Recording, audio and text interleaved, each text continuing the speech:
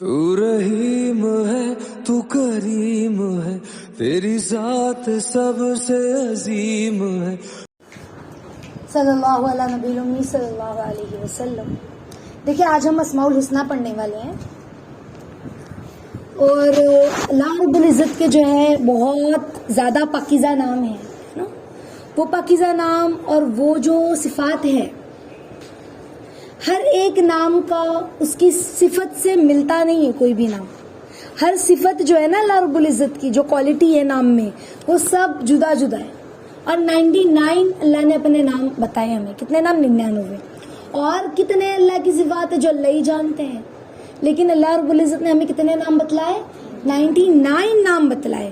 مگر جو اللہ رب العزت کے جو تمام نام کا جو مجموعہ ہے، جو صفاتی نام کا مجموعہ ہے، اسے کیا کہتے ہیں؟ اسماء الحسنی ہے نا، یعنی خوبصورت پیارے نام. تو اللہ رب العزت کی ذات کا اس کے صفات کے ساتھ اقرار کرتا ہے نا جو شخص، اگر دل سے اس کی تمام صفات کا اس کی اقرار کرے تو وہ نور جو ہے نا اس نام کا اس کے دل میں اترتا ہے. اگر دماغ سے اقرار کرے تو دماغ میں نور اتارا جاتا ہے. اور اگر اللہ رب العزت کی صفات کا اقرار کانوں سے کرے تو کان میں بھی اللہ اتاریں گے. آنکھوں سے اقرار کیا، ہاتھ پیر سے بھی اقرار کیا، ہر عضو سے اقرار کیا تو اللہ رب العزت ان صفاتی نام کو کیا کرتے ہیں؟ اس کے ہر عضو میں اس کے انوار اور برکات کو اتارتے ہیں. مطلب یہ ہے کہ بندے کو چاہیے کہ وہ اپنے ہر عضو سے اللہ رب العزت کا اقرار کرے، اس کی ذات کا اقرار کرے. سمجھ رہے ہیں آپ لوگ؟ تو اللہ رب العزت کی تمام صفاتی نام کا ہمیں اقرار کرنا ہے کہ اللہ آپ رحمان بھی ہے، اللہ آپ رحیم بھی ہے، آپ غفار بھی ہے. انشاءاللہ وقتاً فوقتاً آپ کے سامنے اللہ کے صفاتی نام آئیں گے.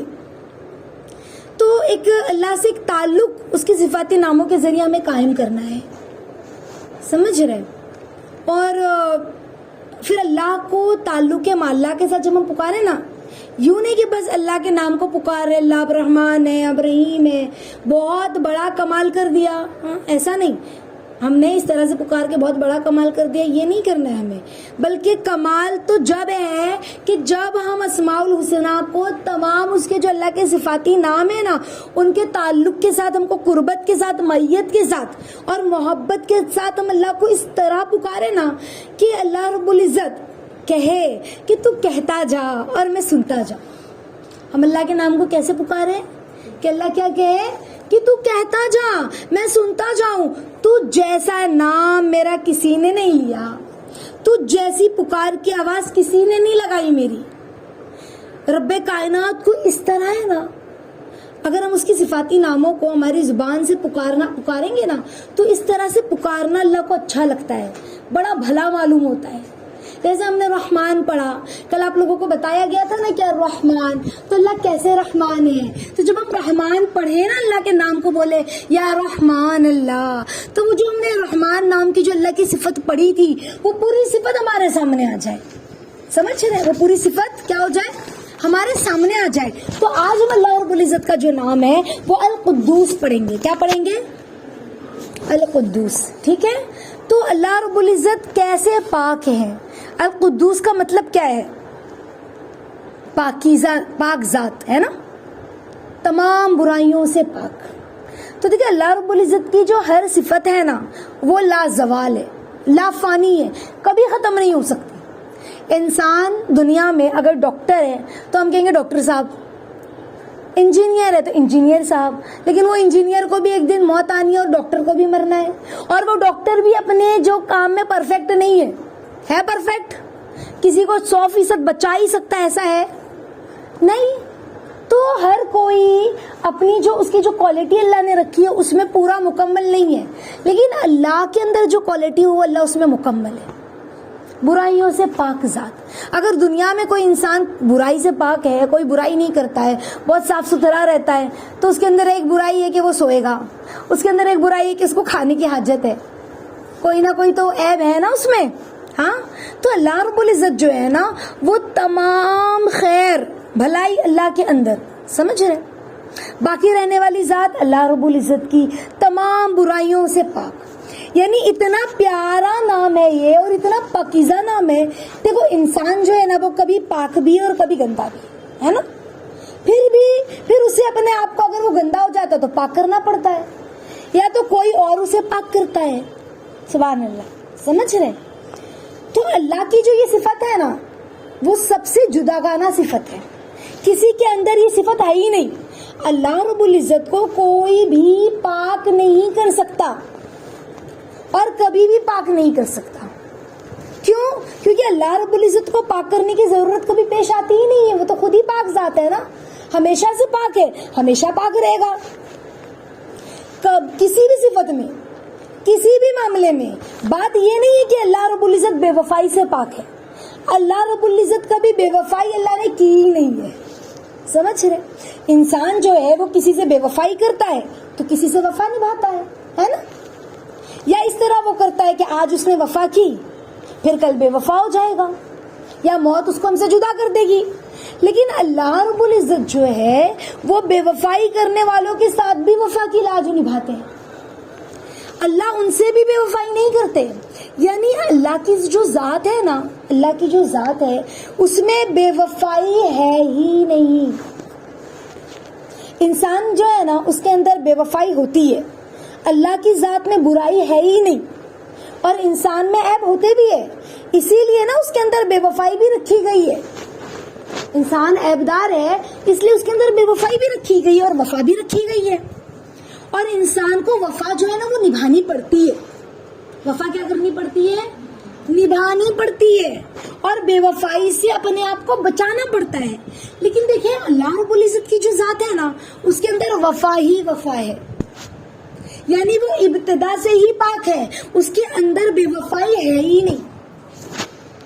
پھر کیسے ہو سکتا ہے کہ وہ کبھی بے وفا ہو جائے تو کبھی با وفا ہو جائے؟ ایسا ہو سکتا ہے؟ اس کے اندر یہ کوالٹی ہے ہی نہیں بے وفائی کی، تو وہ وفا ہی کرے گا. تو اللہ رب العزت جو ہے نا وہ با وفا تھے اور ہمیشہ با وفا ہے، اور بے وفاؤں کے ساتھ بھی ہمیشہ با وفا رہیں گے. تو اللہ جو ہے نا ایک واحد ذات اللہ رب العزت کی ساتھیوں ایسی ہے نا جس میں کسی قسم کا عیب اور برائی ہے ہی نہیں. اللہ رب العزت ہر بشری تقاضوں سے پاک ہے. جو ہمیں تقاضے ہیں نا، کھانا پینا سونا جاگنا پیشاب پاخانہ، لوگوں کی ضروریات کو پوری کرنا، لوگوں کی خدمت کرنا، اللہ رب العزت یہ سارے تقاضوں سے، ہر برائی سے، ہر قسم کی گندگی سے، ہر خرابی سے، ہر عیب سے، اول سے آخر تک، ظاہر سے باطن تک، ہر سمت سے وہ ایسے پاک ہے نا کہ کسی کو اسے پاک کرنے کی ضرورت ہی نہیں پڑتی. اللہ ایسے پاک ہے.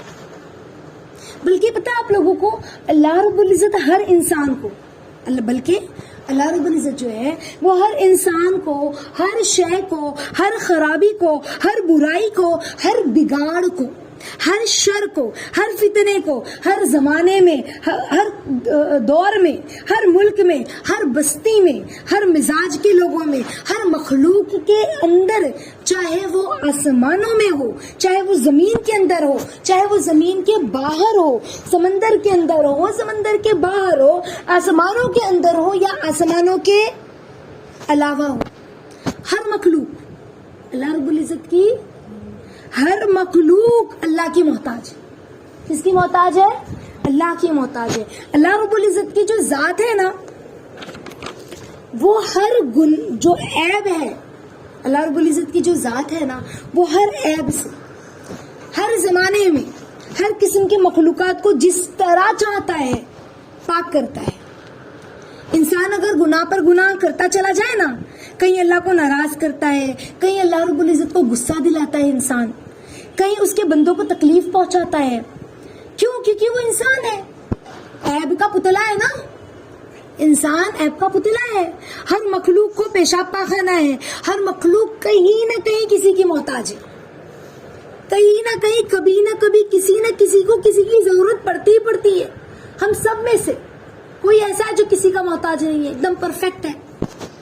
ہاں دیکھو، اگر بہت مالدار ہے اور بہت حشام خدام ہے، اس کے بہت سارے غلام ہے اس کے پاس، اور عیش میں زندگی جیتا ہے، وہ بہت بڑائی والا ہے، بہت حسین خوبصورت ہے، زبردست قوت والا ہے. لوگ جو ہے نا اس کی دل دادا بھی ہو نا، اتنا سب کچھ ہونے کے بعد اس کے اندر عیب ہے کہ وہ مرے گا. کیا عیب ہے اس کے اندر؟ کہ وہ مرے گا، وہ برا ہوگا، وہ پیشاب پاخانہ کرے گا. اس کے اندر یہ عیب ہے انسان میں. لیکن اللہ رب العزت جو ہے نا وہ ساری عیبوں سے پاک ہے، ساری برائیوں سے پاک ہے. اللہ کی پاکی میں نا زوال نہیں ہے، اللہ کی پاکی میں اس کی پاکی ختم نہیں ہوگی، نہ کمی ہو سکتی ہے اس کی پاکی میں. یعنی اثر ابتدا سے سارے اللہ رب العزت جو ہے نا وہ پاک ہے. ہر مخلوق اللہ کی محتاج ہے، لیکن اللہ رب العزت کسی کے بھی محتاج نہیں ہے. اور اللہ کو کسی کی ضرورت بھی نہیں ہے نا. اللہ بغیر کسی کی مدد کے سب کچھ کر سکتے ہیں. آپ لوگ سمجھ رہے ہو؟ اللہ بغیر کسی کی مدد کے سب کچھ کر سکتے ہیں. اللہ کسی کی مدد کے بھی محتاج نہیں ہے. اللہ جو ہے نا، دیکھو انسان جو ہے نا وہ جینا چاہتا ہے، تو بتاؤ ساری دنیا کے اگلے پچھلے زمانے کے اور اس زمانے کے سارے ڈاکٹر اور ساری سائنس مل کر کسی انسان کو زندہ رکھنا چاہے اور ساری مخلوق بھی چاہے کہ اسے زندہ رکھے، لیکن کیا سب کے چاہنے کے بعد بھی اور سب کی کوششوں کے بعد بھی وہ زندہ رہ سکتا ہے؟ ہاں، ساری کائنات مل کر بھی اسے چند سانسیں نہیں دے سکتی. لیکن اگر اللہ چاہے تو سب کچھ ہو سکتا ہے. دیکھو نا، وہ صحابیہ نہیں ہے جس نے اپنے رب کو پکارا کہ اللہ میں تو ابھی ایمان لائی ہوں. کتابوں میں واقعہ ملتا ہے نا ایک صحابیہ کا کہ اللہ میں ابھی ایمان لائی ہوں، میرا بچہ فوت ہو گیا ہے، اس کا انتقال ہو گیا ہے. اگر لوگوں کو پتہ چل گیا نا تو وہ لوگ پورے خاندان والے مجھے کہیں گے، دیکھ تو نے ایمان لے آئی نا، تو نے ہمارے خداؤں کو چھوڑ دیا نا، اتنے سارے 360 بتوں کو چھوڑ دیا نا، تو ہمارے خداؤں نے تجھے سزا دی ہے، ان مورتیوں نے تجھے سزا دی ہے. وہ مجھے اس طرح تانا دیں گے. اللہ آپ ان کو بتا دیجئے کہ آپ میرے سچے خدا ہیں. ایسا نہیں ہے کہ میں میرے بیٹے کی موت کو قبول نہیں کرتی، بے شک زندگی موت آپ کے ہاتھ میں ہے، لیکن یہ سچویشن پر وہ مجھے اس طرح تانا دیں گے، اللہ پاک میرے ایمان پر حرج کریں گے، میرے ایمان پر انگلی اٹھائیں گے وہ لوگ. تو اللہ کی ذات پر یقین کے ساتھ اس عورت نے 2 رکعت صلاۃ حاجت پڑھ کر وہ صحابیہ نے اللہ سے دعا کی. پھر کیا ہوا جانتے ہو؟ چند لمحوں میں وہ بچہ حرکت کرنے لگا اور زندہ ہو گیا. سب بندے اس کے محتاج ہیں، ہم سب. وہ سب جو ہے نا سب عیبدار ہے، وہ کسی کا محتاج نہیں ہے. آپ سوچیں اتنی بڑی طاقت آ گئی کہ انسان چاند پر پہنچ گیا، لیکن کسی ایک کو زندہ نہیں کر سکتا. اور وہ چاند بھی ویسے بھی وہ چاند بھی آسمان اور زمین کے درمیان میں لٹک رہا ہے. کون سا آسمان پہ؟ انسان نے اتنی ترقی کی چاند پر پہنچ گیا، لیکن کسی کو سانسیں دے سکتا ہے، زندہ کر سکتا ہے. کسی ایک بیمار کو شفا نہیں دلا سکتا. اس کا مطلب یہی ہوا نا کہ وہ محتاج ہے انسان. ایک بیمار ڈاکٹر کا محتاج، ایک غریب مالدار کا محتاج. لیکن وہ ڈاکٹر اور مالدار کس کے محتاج؟ ڈاکٹر کیا کہتے ہیں کہ ہم اپنا کام کر رہے ہیں، آپ دعا کرو. یہی تو کہتے ہیں نا ڈاکٹر، ہم اپنا کام کر رہے ہیں، آپ دعا کرو. تو اللہ رب العزت کی ذات جو ہے نا اس کے محتاج ہے وہ ڈاکٹر بھی اور وہ مالدار بھی. تمام اونچے جو عہدے پہ فائز ہیں، جو اعلیٰ طبقے والے وہ اللہ کے محتاج، تمام اونچی پوسٹ والے اللہ کے محتاج، تمام طاقتور جو ہے نا پہلوان وہ بھی اللہ کے محتاج، تمام حسن و جمال رکھنے والے، تمام خوبصورتی والے سب اللہ کے محتاج. لمبی لمبی عمر جس کی ہے نا وہ جو جی رہے ہیں وہ بھی اللہ کے محتاج ہیں. کتنے مالداروں نے مال جمع کیا، ایک زلزلے کے اندر سب تباہ ہو گیا، سب تباہ، سارا مال ختم. ایک لمحے میں فقیر بن گئے. وہ سارے کے سارے کس کے محتاج تھے؟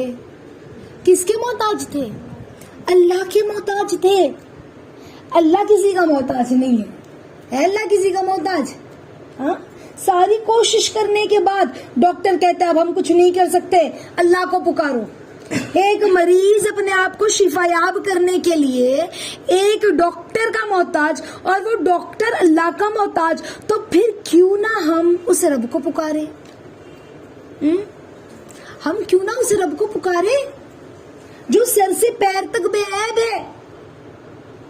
اندھے کو آنکھ نہ دے تو وہ دیکھ نہیں سکتا، لیکن اللہ کی بصیرت اور بصارت کیسی جانتے ہو کہ ہر ایک کو ہر لمحہ ہر جگہ ایک ساتھ اللہ دیکھ سکتے ہیں۔ اللہ کیسے دیکھنے والے؟ ایک وقت میں ایک ساتھ ہر ایک کو دیکھ رہے۔ اللہ کی پاکی کو کوئی زوال نہیں ہے۔ گناہ پاک کرنا ہو تو جاؤ رحیم کے پاس، اللہ کے پاس، اللہ گناہوں سے پاک کر دیں گے۔ جاؤ کریم کے پاس، اللہ رب العزت کے پاس۔ اگر کوئی منسٹر کے پاس جائے ہاں تو کیا وہ ایک گناہ بھی معاف کروا سکتا ہے منسٹر؟ دنیا میں کتنے عزت والے کیوں نہ ہوں، لیکن یاد رکھیں کہ قیامت کے دن اللہ کہیں گے میرے نافرمان ہیں، تو کیا ہوا؟ ساری عزت ذلت میں بدل دیں گے اللہ رب العزت۔ اگر ہم نے اپنے عیب کو پاک کرنا چاہتے ہیں نا ہم، تو کس کے پاس جائیں؟ اللہ رب العزت کے پاس۔ کیوں؟ کیونکہ اللہ رب العزت کی ذات واحد بے عیب ہے۔ سمجھ رہے؟ تو اب اللہ کا نام کیا ہے؟ ہم کون سی صفت پڑھ رہے ہیں؟ القدوس، یعنی بے عیب پاک ذات، تمام عیبوں سے پاک۔ اب ہمارا یہ سبق ہے، دیکھو اللہ کے ہر نام میں بڑی گہرائی ہے۔ نوٹ کر لو اپنے سبق کو تاکہ بھول نہ جانا گھر جانے کے بعد کہ سبق کیا دیا تھا۔ اللہ رب العزت کا جو نام ہے القدوس، تمام عیبوں سے پاک۔ آج تنہائی میں بیٹھ کر ایک تسبیح پڑھیں گے، یا قدوس یا اللہ، یا قدوس یا اللہ، اور سوچتے جائیں۔ کیا پڑھیں گے؟ یا قدوس یا اللہ، یا قدوس یا اللہ، اور سوچتے جائیں کہ اللہ آپ کیسے ہر عیب سے پاک۔ ابھی آپ کو بتایا نا، اس کے علاوہ بھی جو آپ کے ذہن میں آئے کہ اللہ کیسے پاک ہے۔ جب ایک تسبیح پڑھ لیں یا قدوس یا اللہ کی، تو دعا مانگے اللہ کے سامنے روتے ہوئے کہ یا اللہ اس نام کی گہرائی عافیت کے ساتھ مجھے سمجھا دیجئے، اس نام کا علم مجھ پر عافیت کے ساتھ کھول دیجئے، اس نام کی جو نور ہے وہ میرے سینے میں ڈال دیجئے۔ یہ ایک سبق۔ دوسرا جو اللہ سے ہمیں دعا مانگنی ہے روتے ہوئے، تاکہ اللہ ہمیں عطا کرے۔ دیکھو جو بندہ طلب کرتا ہے نا، اللہ اسے ضرور دیتے کہ اللہ آپ کا نام القدوس ہے، آپ تمام برائیوں سے پاک ہیں، یا اللہ اس نام کے نور کو میرے سینے میں ایسا ڈال دیجئے، اس نام کے نور کو مجھے ایسا عافیت کے ساتھ، عافیت بھی مانگے، ایسا عطا کر دیجئے کہ اللہ میرے اندر سے، میرے ظاہر اور باطن سے تمام برائی اور گندگی نکل جائے۔ یعنی باطن کی گندگی، کینہ، حسد، جلن، نگاہوں کا غلط استعمال کرنا، لوگوں کی غیبت کرنا، ظاہر اور باطن میں جتنی برائی اور گندگی ہے، یا اللہ اس سے مجھے اس نام کی برکت سے پاک کر دیجیے۔ ایسا آپ میرے دل میں آ جائیے، ایسا اس نور کو اللہ میرے رگ و ریشے میں، میرے خون کے قطرے میں عافیت کے ساتھ سما دیجیے کہ اللہ عافیت کے ساتھ میرے اندر سے ساری برائیاں نکل جائے۔ عافیت بھی مانگے، یا اللہ میں ایسی ہوں نہیں اتنی اچھی، میری تو کوئی حیثیت نہیں، میں تو بڑی گندی ہوں، آپ کی ذات پاکیزہ ہے، آپ بے عیب ہیں، آپ عیب والے کو بھی بے عیب کر سکتے ہیں اللہ، آپ گندوں کو بھی پاک کرنے کی طاقت رکھتے ہیں۔ یا اللہ میرے دل کو پاک کر دیجئے نا، میرے ظاہر کو پاک کر دیجئے نا، میری نگاہوں کو پاک کر دیجئے نا۔ مانگیں گے اللہ سے اس طرح سے، بھول تو نہیں جاؤ گے؟ یاد ہے انشاءاللہ؟ تو کیا پڑھنا ہے؟ یا قدوس یا اللہ، یا قدوس یا اللہ، انشاءاللہ۔ اور اپنے بچوں کو بھی، اپنے بھائی بہنوں کو بھی ہم بیٹھ کر اس نام کے بارے میں بتلائیں کہ اللہ کیسے پاکیزہ ہے۔ ٹھیک ہے؟ تو یہ جو کائنات میں جو نور نظر آ رہا ہے نا، یہ اللہ کی القدوس ذات کا نور ہے، جو ہمیں جو پاکیزگی، جو ہریالی، جو خوبصورتی نظر آتی ہے۔ اللہ رب العزت عافیت کے ساتھ ہمیں اپنی انوار اور برکات عطا فرمائے۔ تو اس کو خود بھی دوبارہ ہم سنیں بھی، اور اپنے بچوں کو بھی انشاءاللہ بتلائیں، اور آگے بھی پہنچائیں. ٹھیک ہے. السلام علیکم ورحمۃ اللہ وبرکاتہ.